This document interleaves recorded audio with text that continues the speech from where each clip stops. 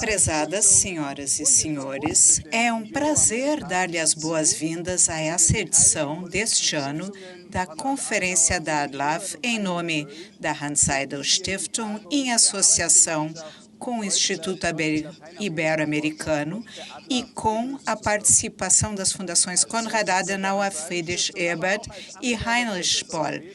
É uma satisfação inaugurar essa conferência internacional na qualidade de presidente da Fundação Hans Seidel, mas também como deputado do Parlamento Europeu.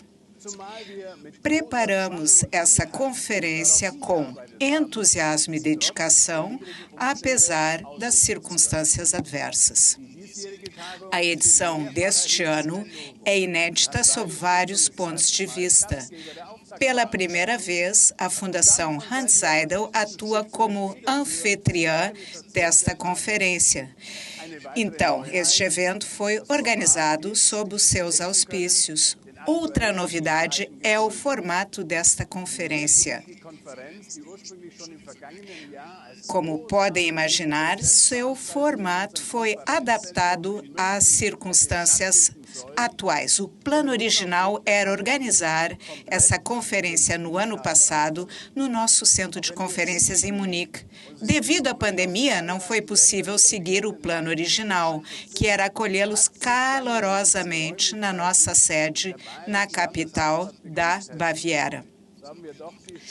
A solução foi transferir o evento para o espaço digital, o que nos permite fazer com que sigam o nosso evento a partir de diferentes regiões e países.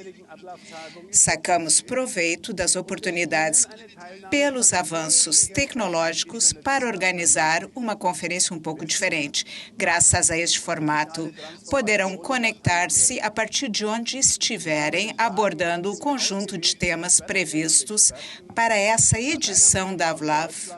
O foco dos debates dos próximos dias será o conhecimento, o poder e a transformação digital na América Latina. Contamos com a participação dos peritos e peritas da América Latina e Alemanha, que irão debater como lidar com o conhecimento sob uma ótica pluridisciplinar. Hoje vamos discutir o papel da digitalização no processo de tomada de decisões políticas na América Latina. Vamos assistir a debates fascinantes sobre democracia e digitalização sob a perspectiva latino-americana. Nossos peritos foram convidados pelas fundações políticas e vêm do Brasil, Chile e Colômbia. Abordarão a democracia e a digitalização sob a ótica da América Latina. Mas isso não é tudo. Em seguida, poderão ver ao vivo a exposição virtual Arte Eletrônica Indígena, curada por Thea Pittman. Hoje o dia será concluído sob o embalo da seleção musical do DG Mango Selectas. Desejo a todos um evento interessante e inspirador e passo a palavra à doutora Suzane Luther, diretora do Instituto para a Cooperação Internacional da Fundação Hans Seidel. Muito obrigado pela participação. Espero que possam estar nos acompanhando em nome do Instituto para a Colaboração Internacional da Fundação Hans Seidel. Quero dar-lhes as boas-vindas à edição deste ano da ADLAF. Nosso presidente, Markus Ferber, acaba de dizê-lo. O caminho até a abertura da conferência de hoje foi longo. E podemos nos dar por satisfeitos de tornar este evento possível. Desde o início da pandemia no ano passado, nós todos tivemos que lançar um processo de coordenação para poder salvar esta conferência e transferi-la para o espaço digital. E conseguimos não só permitir que essa conferência aconteça, como dotá-la do conteúdo desejar. E havia uma questão fundamental que queríamos abordar, ou seja, como é que lidamos com o conhecimento e ver como é que podemos associar o conhecimento à digitalização. Neste contexto, convém examinar o que a pandemia do coronavírus desencadeou. Teve repercussão em escala mundial para a política, para a economia, a sociedade e a sua transformação digital. Há uma região mundial que foi especialmente afetada, ou seja, uma região que foi muito afetada pela pandemia, a América Latina, e todas as instituições têm se focado na situação na América Latina, onde a taxa de infecções e mortes chegou a um patamar extremamente elevado. O continente atravessa uma das maiores crises econômicas da sua história. A isso acrescem as crises políticas que deixam a região sem fôlego e que já a deixavam sem fôlego antes da pandemia. Durante essa discussão de hoje, vamos tratar de 3 questões. O que significa a digitalização para o processo de tomada de decisões políticos nos estados da América Latina e, sobretudo, em tempos de corona? Quais são as oportunidades e riscos que a digitalização representa para uma maior transparência do processo político e um reforço da participação dos cidadãos? É um grande prazer acompanhar o debate entre os convidados das diferentes fundações políticas. Eles certamente vão nos permitir um painel interessante e um debate de hoje altamente instrutivo. Desejo a todos uma conferência profícua e passo a palavra ao professor Rainer Werhan, presidente da ADLAF. Desejo a todos uma conferência profícua. Ja, herzlichen Dank für die Überleitung. Sehr geehrte Damen und Herren, liebe Mitglieder, Freunde, Unterstützerinnen der Arbeitsgemeinschaft Deutsche Lateinamerika-Forschung und vor allem liebe Kolleginnen und Kollegen aus und in Lateinamerika, die Sie heute und auch in den kommenden Tagen während der verschiedenen wissenschaftlichen Panels online dabei sind, um die Debatte um Wissen, Macht und digitale Transformation bereichern zu können. Ich freue mich sehr, heute die ADLAF-Tagung 2021 miteröffnen zu dürfen und Sie einzuladen, unser wahrlich hochaktuelles Tagungsthema aktiv mitzugestalten und sich an den Diskussionen zu beteiligen. Wir sollten versuchen, die uns ja aufgezwungene Situation eines Online-Formates, das so stattfindet, a situação que nós temos que viver agora com a pandemia, que nos obriga a fazer painéis a nível virtual, nos dá a possibilidade de fazer participar também aqueles que estão longe e que não podem viajar. Esse formato também nos dá a possibilidade, fora de tudo o negativo, de utilizar essa digitalização de uma maneira mais participativa. Depois, digitalização, a parte social, os meios sociais e os meios pouco sociais são coisas muito conhecidas há muito tempo,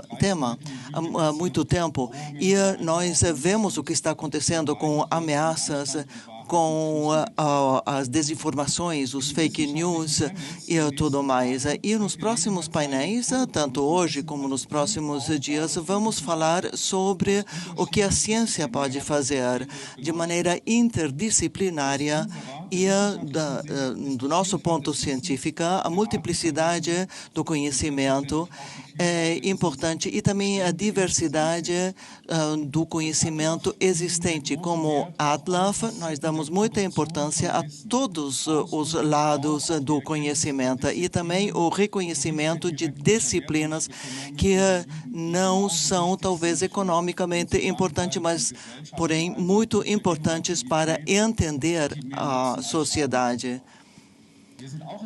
Também estamos muito interessados em novas tecnologias, em conhecimentos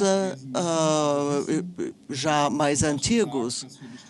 Nós sabemos que algumas coisas nós podemos fazer, devemos fazer, não temos que perguntar uma e outra vez se isso é possível ou não. E nos próximos dias vamos discutir sobre a transformação digital, sobre as relações de poder que estão mudando, isso no primeiro painel, e depois em 8 painéis diferentes com 36 palestras diferentes, com keynote speakers muito importantes, com Juan Villanueva, Susana Klein e outros. Vamos finalizar esse evento de maneira virtual também, mas vamos estar juntos virtualmente até o final com todos esses temas interessantes. E no centro está a análise interessante de práticas culturais e sociais importantes na utilização e com a utilização do poder em várias partes da sociedade. São temas interessantes e eu acho que pensar em conhecimento, em poder, em transformação digital como um conjunto é bem interessante para ver quais são as responsabilidades da política, da ciência e também da sociedade. Em nome da ADLAF, eu gostaria de convidar a todos a participar e gostaria de agradecer a todos os organizadores, as organizadoras, porque isso foi um grande trabalho de equipe da Hans-Eyrer Stiftung. E o nosso agradecimento especial é para a Fundação, que nos empresta os seus espaços virtuais. Também gostaria de agradecer às fundações Ebert Böll Adenauer, ao Instituto Latino-América, depois também o colega Peter Berle, do Instituto Ibero-Americano. Todos eles participaram nessa organização, também com o Instituto Ibero-Americano, que participaram na organização dos painéis dos próximos dias, de maneira muito competente. Muitas pessoas que eu não consigo mencionar, porque são muitas, ajudaram para que essa reunião ADLAF seja possível. A toda a equipe, muito obrigado da minha parte. E agora vamos começar com o nosso primeiro dia, com uma roda de discussão sobre democratização e digitalização, com a senhora Köhler como moderadora, para falar sobre esse tema importante. Vai ser um debate muito interessante, controvertido, espero pelo menos, e eu gostaria de desejar a todos um intercâmbio muito interessante. E agora eu gostaria de dar a palavra à moderadora Romy Köhler. Muito obrigado, professor Dr. Verhan. Bom dia. O pod atual será transmitido simultaneamente em alemão, espanhol e português. Podem selecionar a língua na qual querem seguir o evento. Eu vou falar alemão durante todo este painel. As imagens da Colômbia, do Peru e da Bolívia que nos chegaram nos últimos tempos demonstram que as sociedades estão mais divididas que nunca. E podemos ver o número de manifestantes que têm ido às ruas, sobretudo um processo acelerado pela pandemia. A instrumentalização dos cidadãos permanece invisível para muita gente. Ela ocorre na esfera digital. Isso traz à baila questões: que possibilidades, mas riscos a digitalização oferece para o processo político transparente, e o que acontece com a coleta sistemática de dados de eleitores e como é que a transformação digital poderá conduzir a uma democratização da sociedade. Digitalização e democracia, perspectivas da América Latina, são os temas desta edição da ADLAF. Temos 4 peritos. Por favor, deem as boas-vindas no pódio à jornalista chilena Mônica Gonçalves, destacada jornalista chilena e licenciada como pela Universidade do Chile, galardoada com o Prêmio Ortega y Gasset. Ela diz: a digitalização é uma ferramenta que revolucionou o jornalismo e seu modelo empresarial, mas a pandemia e seus terríveis efeitos forçam-nos à humildade profunda. É importante rever os nossos métodos e foco de atenção e regressar ao essencial. Muito bem-vinda, Mônica Gonçalves. Bom dia. Posso começar? Quero dar as boas-vindas também a Joana Varém, diretora e fundadora de Coding Rights e Fair Technology e bolsista de Direitos Humanos no Carr Center for Human Rights Policy da Harvard Kennedy School. E ela diz: as grandes empresas da tecnologia têm um monopólio cada vez maior das tecnologias digitais. Elas promovem os valores do Vale do Silício como a única maneira de permitir uma interação internacional. Temos que combater esta tendência, mas essas empresas têm o monopólio do acesso à tecnologia. Teorias e práticas feministas nos lembram que o futuro tem que ser concebido e o futuro tem que ser alterado para que não seja tradicional. Muito bem-vindo, Joana Varão. Muito bem-vinda.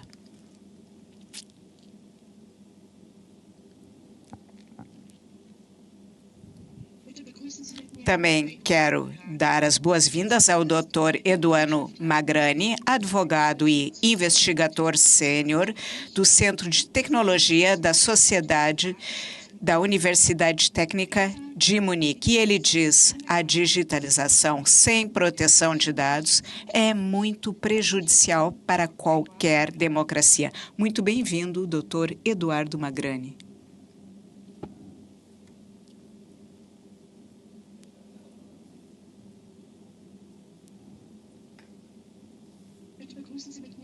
E o nosso quarto perito é o Jorge Haraquemada, ex-presidente do Conselho para a Transparência e diretor executivo da Fundação Jaime Guzmán. Ele diz: a digitalização é um desafio tremendo e, ao mesmo tempo, uma oportunidade para a democracia representativa e para o exercício do direito ao acesso à informação e à transparência em geral. Muito bem-vindo. Muito bom dia ou boa tarde para vocês na Europa. Muito grato por ter sido convidado a participar deste painel. Saúdo todas as fundações alemãs responsáveis pela organização deste evento e gostaria de saudar calorosamente a Fundação Hanns Eidel, com a qual colaboramos, e a Fundação Konrad Adenauer, que publicou vários trabalhos meus na Argentina. Um abraço. E antes de darmos início a este debate virtual, quero saudar aqueles que estão nos seguindo e quero indicar que este debate será conduzido entre 5 pessoas. Se quiserem formular perguntas, escrevam as perguntas no chat e digam a quem é dirigida essa pergunta. E no final de cada ronda, vou ler as suas perguntas. Por favor, indiquem a quem são dirigidas essas perguntas. É fundadora da CIPER, Centro de Fundação Jornalista, que dirigiu de 2007 a 2019. O CIPER considera que a democracia tem como um dos seus pilares fundamentais o direito dos cidadãos de escrutinar os poderes políticos e privados para verificar se cumprem a lei e correspondem às expectativas que semearam explicitamente junto aos cidadãos. Como definiria os pontos centrais da desconfiança dos cidadãos em relação às instituições governamentais e como é que um bom jornalismo pode enfrentar essa tendência? A primeira coisa que quero dizer é que a desconfiança dos cidadãos não é só uma desconfiança em relação às instituições públicas, os governos e o mundo empresarial. É também uma desconfiança muito pronunciada em relação ao jornalismo. E eles têm razão, fizemos mal o nosso trabalho. Nós navegamos num período de obscuridade dos últimos 15 meses, ou seja, desde o começo da pandemia. Falo de obscuridade, porque nós nos demos conta que havia focos de corrupção em várias instituições e essa corrupção se tornou epidêmica. Nós não sabíamos quem eram os mais vulneráveis e também não sabíamos quantas pessoas viviam numa situação de vulnerabilidade total e absoluta. Isso nos tornou a tarefa de enfrentar essa pandemia muito mais difícil. E nós temos essa maldita maneira de nos acomodarmos no jornalismo digital, ou seja, fazer relatos via internet. E os cidadãos têm razão de desconfiar de nós, porque o que corrói a democracia é a corrupção sistêmica. A corrupção é fatal, ela é assassina. Nós comprovamos isso com a pandemia. A concentração alarmante de poder nas mãos do executivo, e como em Colômbia, El Salvador e Nicarágua e outros países, incluindo o Brasil, nos mostra que há casos de corrupção vinculados a licitações públicas, a contratações públicas e ao vínculo nocivo que há entre a política e o empresariado. Também nos Estados Unidos, onde um só dado o último relatório sobre as fraudes detectadas com ajuda estatal chega a 8 mil milhões, a 8 bilhões de dólares. Então, nós temos que entender que o jornalismo tem que fazer o meia-culpa e tem que se dar conta que não verificou que o poder real na América Latina e em outros lugares do mundo também estava evoluindo por uma pista paralela ao do poder legislativo, passava por um corredor obscuro por onde se dá contratos, se troca favores entre o poder público e os empresários. Nós temos que nos dar conta que não narramos isso e temos que ver o que vamos fazer no futuro.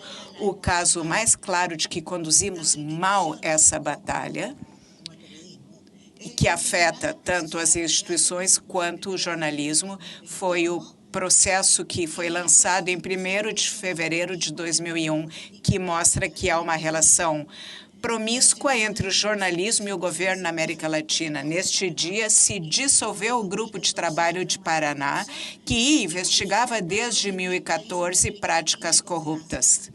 Isso envolvia vários países da América Latina e da África. E os procuradores se mobilizaram e houve 278 condenações em vários países da América Latina. E depois, vimos que em Brasília também se verificou práticas corruptas. A Petrobras foi a principal protagonista deste escândalo, e a Odebrecht, que é um gigante, sobretudo na América Latina. Então, envolveram 12 presidentes ou ex-presidentes da América Latina para obterem contratos. E no Peru, um ex-presidente foi preso por receber 3 milhões de dólares para conceder o gasoduto subperuano, a construção deste gasoduto, à Odebrecht. Portanto, obras públicas de envergadura. Toledo, Kuczynski, ex-presidentes do Peru, Grossi Glass, vice-presidente, e Rafael Correa, do Equador, Alan Garcia, do ex-presidente do Peru, suicidou-se antes de ser detido. E houve, então, muitos subornos que foram pagos pela Odebrecht. E a multa que esta empresa deveria ter pago nos Estados Unidos era de 1,5 bilhão de dólares. O processo da Lava Jato terminou em sigilo e trouxe à baila muitas suspeitas.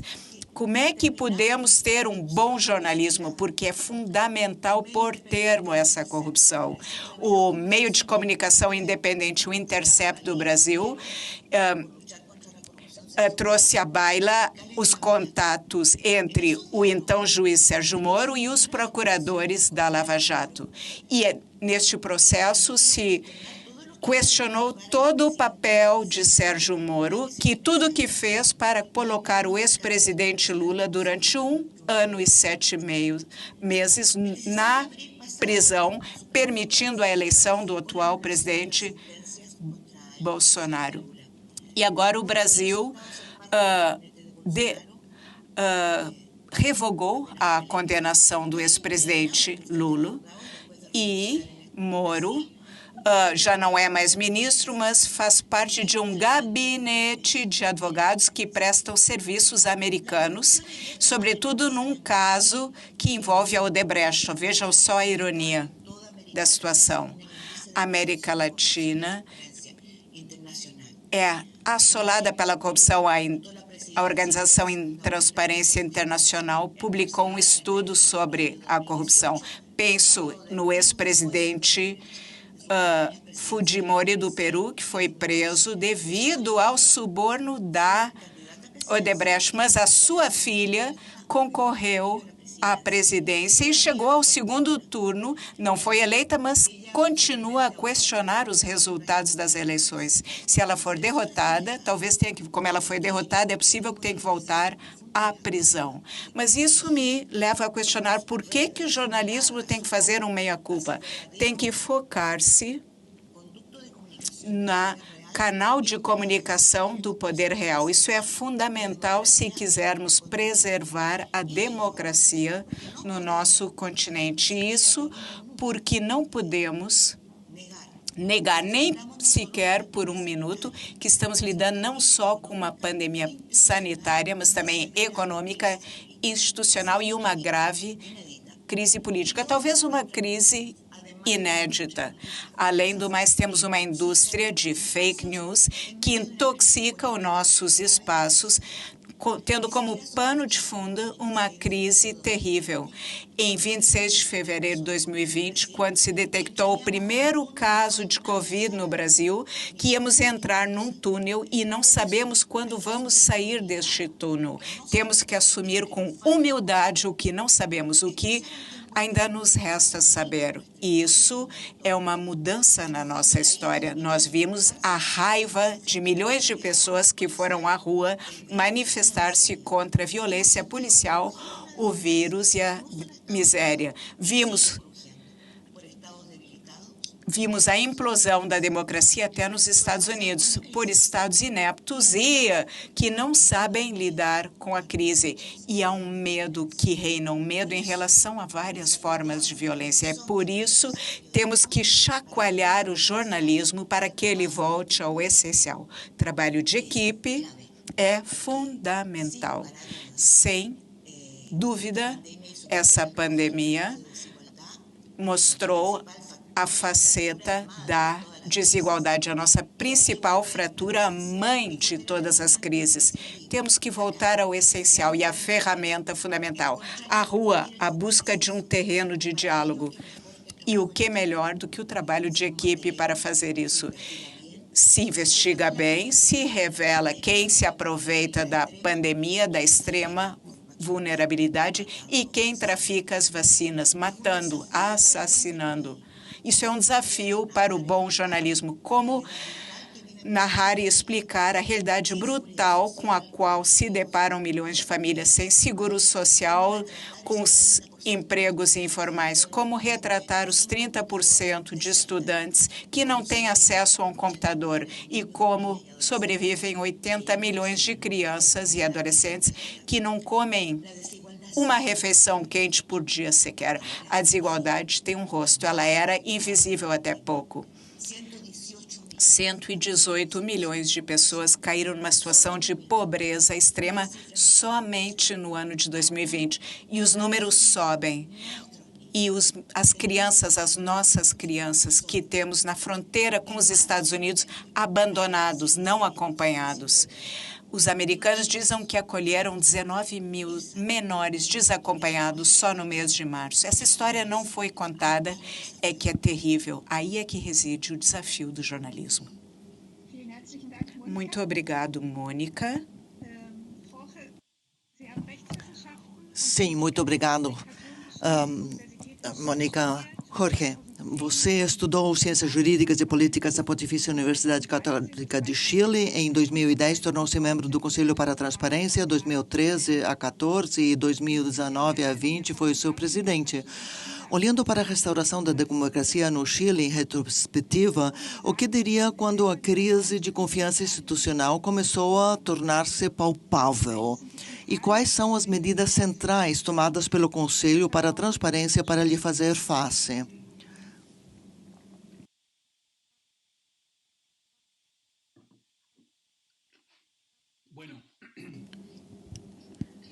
Bom, eu quero contextualizar um pouco o debate.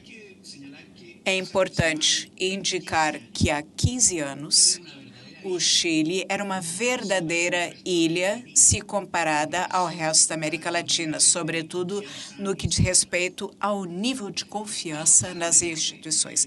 Paradoxalmente, na mesma época, se avançou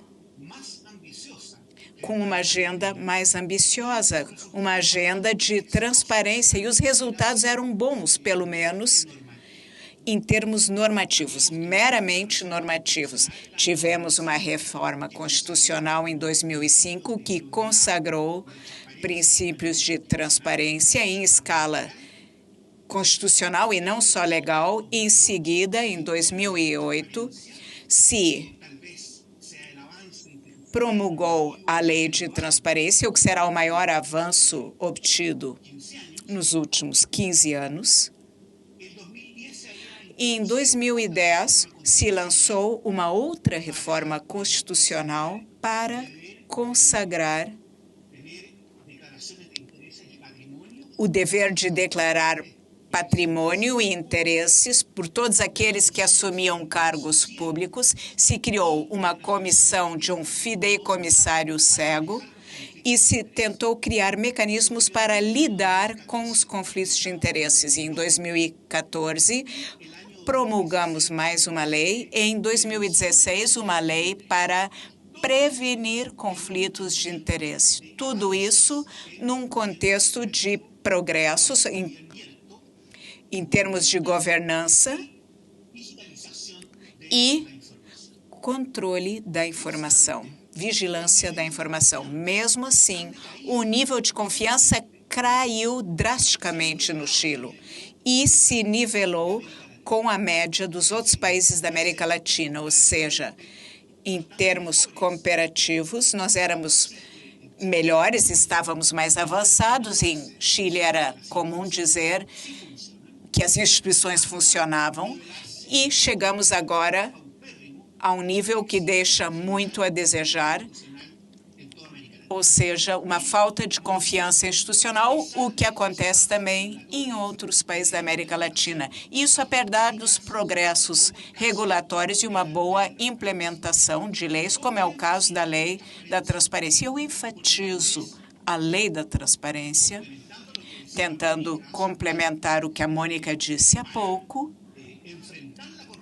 dizendo que para combater a corrupção precisávamos de normas, precisávamos de leis, o que não tínhamos. Era um problema que afetava toda a América Latina, porque somente nos últimos 20 anos é que a América Latina recuperou o terreno em relação a isso, enquanto há países na Europa que têm décadas, ou no caso da Suécia, séculos, de uma política mais transparência. Bom, por que a transparência é importante? Não só porque ela permite combater a corrupção, mas ela permite também que os cidadãos exerçam um controle social sobre as autoridades e cobrem das autoridades uma prestação de esclarecimentos, o que é algo muito legítimo numa democracia. Isso fortalece a participação dos cidadãos no processo democrático, porque uma população com conhecimentos vai se sentir mais incentivada a participar do debate público e, certamente, do debate político. Além do mais, a transparência é um direito fundamental. Ela abre outros espaços para que as pessoas possam exercer certos direitos. A brecha entre estes progressos regulatórios e a falta de confiança nas instituições se deve a quê, então?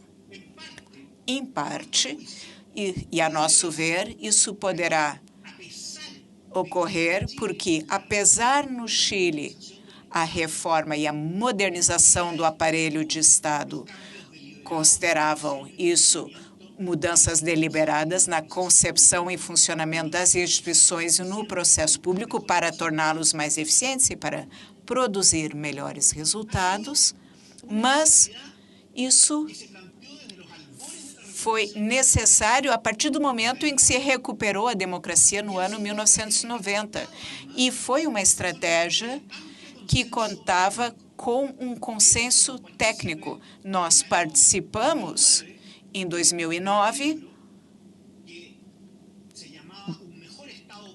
da publicação de um livro que se chamava O Melhor Estado para Todos, e neste livro explicávamos o que restava a fazer no Chile. No entanto, a reforma do Estado ficou paralisada e só foram feitos progressos quando houve uma janela de oportunidade como aquela que foi aberta depois de escândalos públicos na esteira de casos de corrupção para se avance com essa agenda de transparência que eu mencionei no começo da minha intervenção, ou seja, entre 2005 e 2016, e que deu vazão a progressos consideráveis. Mas, para além do avanço dessa agenda específica, falhamos.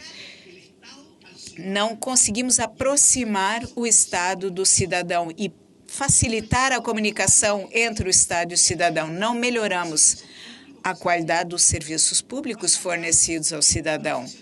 Não conseguimos profissionalizar a burocracia estatal. E não conseguimos pôr termo ao clientelismo e outras formas informais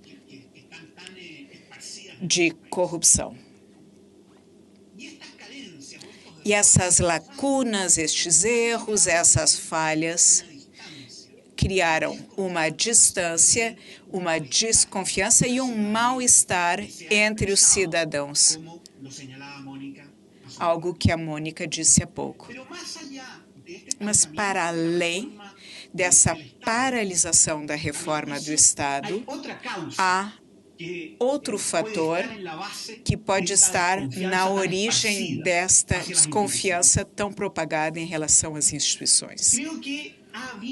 Eu acho que, sobretudo no meu país, houve uma perda de noções comuns, essas noções que nos dão uma identidade e que nos permitem avançar com um projeto comum para a sociedade. Então, hoje, temos uma sociedade extremamente fragmentada. Qualquer argumento é válido em função da subjetividade de cada um. E essa situação de fragmentação e o fato de não termos noções comuns atrás de um projeto comum vão tornando o conflito ainda mais agudo. E o conflito é uma expressão deste mal-estar. E assim surgem deformações políticas que se tornam opções válidas para sancionar essa cultura. O populismo é um exemplo disso, aliás. Resumindo, eu acho que a desconfiança institucional vai minando a democracia representativa e deu vazão ao surgimento de algumas lideranças de caráter messiânico, e uma vez que elas se instalam no poder, elas vão eliminando os contrapesos necessários a uma democracia constitucional e estabelecem sistemas cada vez mais autoritários, onde o poder se concentra no executivo. E isso está em voga na nossa região, é um fenômeno que temos constatado ao longo dos últimos anos e é uma ameaça que paira também sobre o Chile, que não sabe conduzir o processo no qual nos encontramos, este processo de debate constitucional, rumo a um consenso, rumo a noções comuns que nos permitam um projeto de país. Isso não tem sido possível. Muito obrigado. Und ich möchte noch einmal daran erinnern, wenn Sie Fragen haben, schreiben Sie die sehr gern direkt in den Chat. Eduardo, Sie haben eine beeindruckende Biografie. Sie haben sich in den Rechtswissenschaften promoviert und sind heute leitender Wissenschaftler für Recht und Technologie. Eduardo, você tem uma biografia impressionante. Doutor em Direito e professor superior em Direito e Tecnologia, Propriedade Intelectual na Universidade no Brasil e no estrangeiro, membro do Beckman Klein Center for Internet and Society da Universidade de Harvard, presidente do Instituto Nacional para a Privacidade no Brasil e foi encarregado pela CAS de estudar a utilização de dados pessoais em campanhas políticas de 2019 a 2020. No prefácio do estudo, eu pude ler: o processamento autorizado de dados pessoais, juntamente com a desinformação e técnicas do astroturfing digital, mina a confiança dos eleitores e a integridade dos processos políticos e deve ser considerado como ameaça à democracia. Analisaram a proteção dos dados pessoais na Alemanha e nas eleições brasileiras de 2018, em comparação.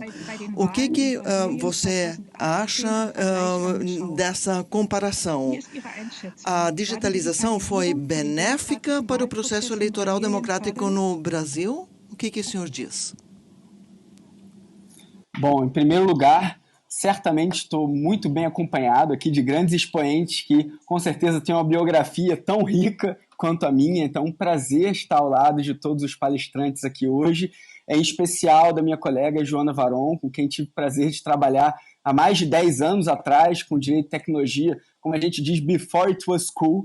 E a Joana também vem fazendo um trabalho fantástico, sólido, com a Coding Rights e muitas publicações extremamente relevantes para a gente entender o tópico do nosso debate aqui hoje. Então, é uma alegria estar aqui junto com a Joana e os meus colegas aqui nessa mesa.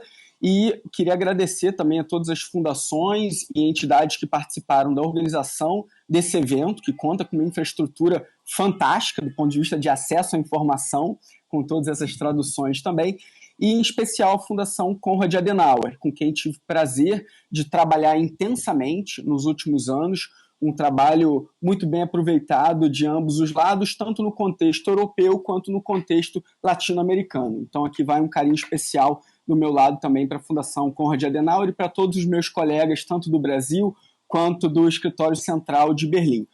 Então agora, para entrar efetivamente no mérito da pergunta, a pergunta ela parece fácil, mas exige alguma camada de complexidade. Falar desse contexto de digitalização na América Latina nos leva a abrir esse leque para tentarmos entender um pouco mais os aspectos idiosincráticos, peculiares da América Latina em si. Uma palavra que a Mônica ressaltou na fala dela, eu acho importante trazer a palavra de confiança, trust. Tudo que eu falar ao longo da minha intervenção a partir de aqui, eu acho que vai estar muito alinhado tanto com a ideia de confiança quanto com a ideia de proteção de direitos fundamentais, seja no mundo físico, analógico, seja nesse admirável mundo novo, hiperconectado em que a gente vive. E aí, para trazer um pouco de contexto, para poder responder efetivamente a essa pergunta, se a digitalização foi benéfica ou não no Brasil, no contexto eleitoral, é importante a gente ter dimensão do que aconteceu com essa esfera pública conectada nos últimos 10 anos. Quando eu e a Joana a gente começou a trabalhar no CTS, há 10 anos atrás, existia um entusiasmo muito grande em relação às esferas digitais. As plataformas digitais tinham uma redoma de salvadoras das democracias contemporâneas que já vivenciavam um déficit democrático e representativo muito forte.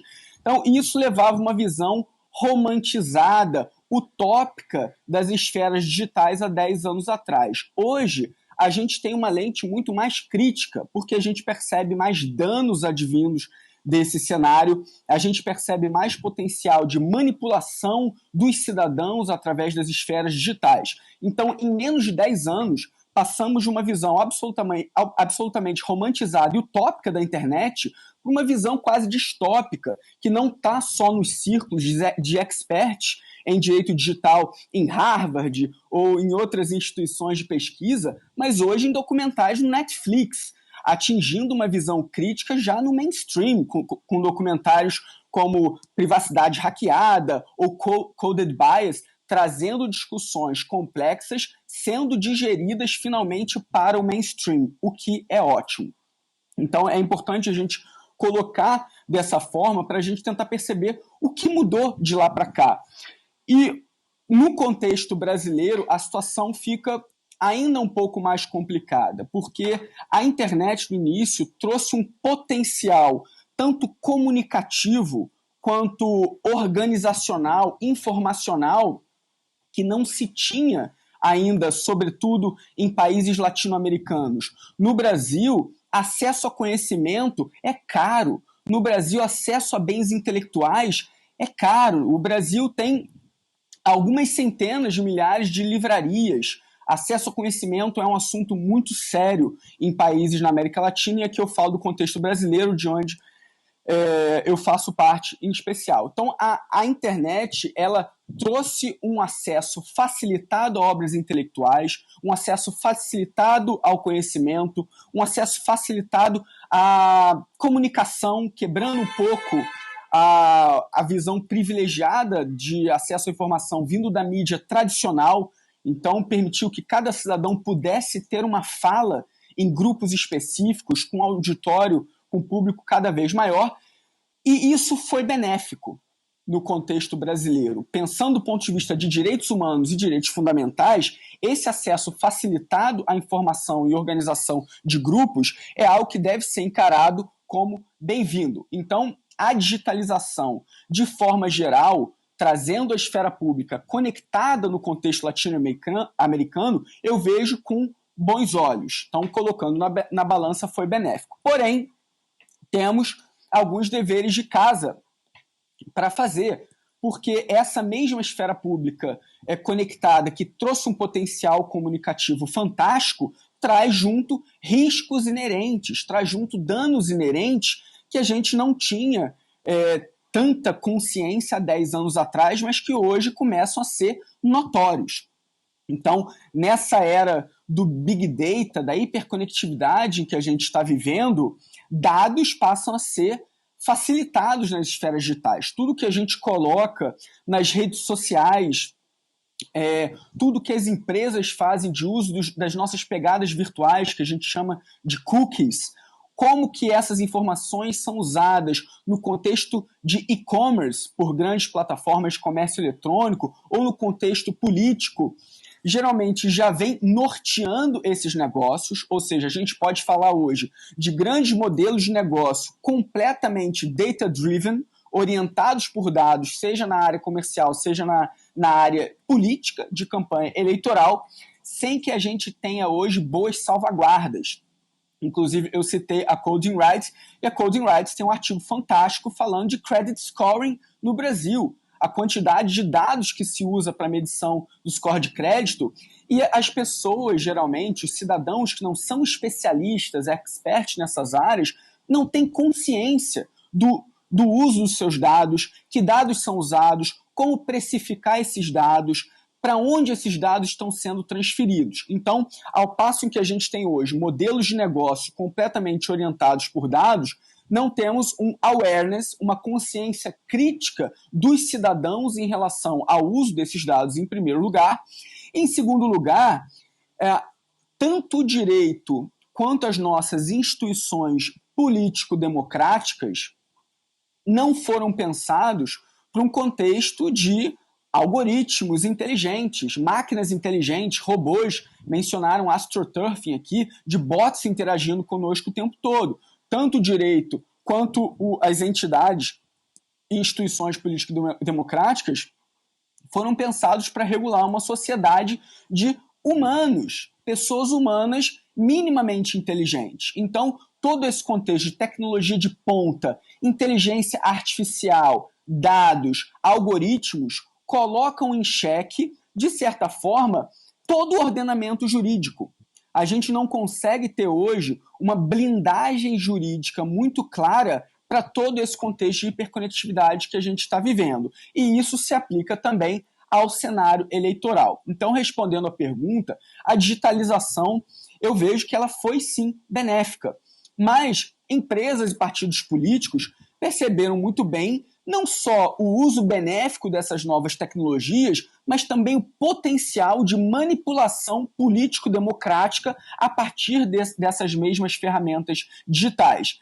Então, cabe agora ao direito tentar entender melhor esses fenômenos, evitar os pontos cegos que a gente tem na lei e responder de forma eficaz através das instituições responsáveis e também, por outro lado, que os cidadãos fiquem cada vez mais atentos em relação ao que acontece com os seus dados pessoais, possibilidade de manipulação político-eleitoral. Então, a gente ainda está hoje tateando o problema de, como disse o Yuval Noah Harari, de democracias hackeáveis a partir do uso dos nossos dados pessoais. Mentes hackeáveis, democracias hackeáveis. Então, parte do nosso papel, acredito que de todos aqueles que estão aqui hoje, é compreender em que medida os processos democráticos eleitorais podem ser considerados hackeáveis, hoje em dia, através do uso massivo, sobretudo, dos nossos dados pessoais, e quais são as estratégias que a gente tem que ter para extrair o máximo de benefício da esfera pública conectada, ao mesmo tempo em que a gente consegue também reduzir os riscos inerentes desse cenário.